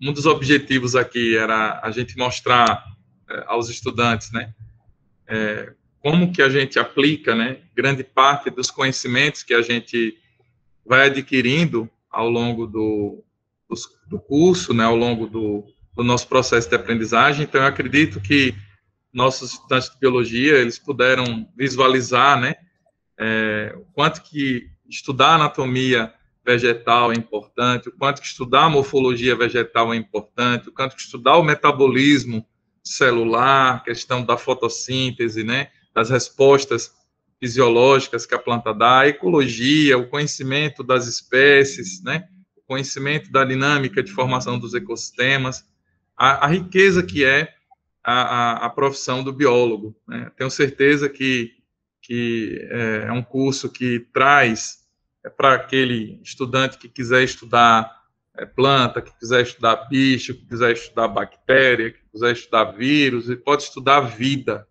né? Aí a escolha fica realmente a critério de cada um, né? A biologia ela abre as portas para que a gente compreenda a dinâmica dos ecossistemas, né? E assim, é apaixonante. Eu sei que eu também sou suspeito para falar, mas assim, eu agradeço demais, né? Pessoal, colocando aqui os parabéns para o senhor. Se alguém tiver alguma coisa a ponderar, fique à vontade também para falar. Eu vou passar a palavra para o Cláudio poder fazer suas considerações finais para que a gente possa encerrar a reunião, a nossa semana acadêmica. Muito obrigado pelo convite, Francisco, Dantas, a vocês. Agradeço muito mesmo poder participar com vocês aí. Muito legal essa iniciativa dessa semana, a maneira com que vocês montaram o evento, importantíssimo para esse grupo novo que está estudando a biologia com vocês, né, nesse curso novo. Parabéns para vocês pela iniciativa, muito obrigado. Obrigado àquelas pessoas que fizeram perguntas e que estão dando parabéns para mim aí também. Tá? Um abraço forte para todos.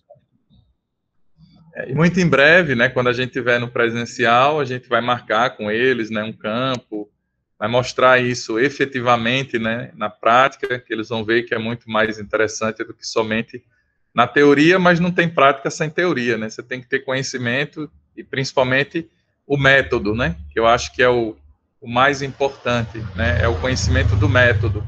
E esse foi o principal objetivo da gente aqui.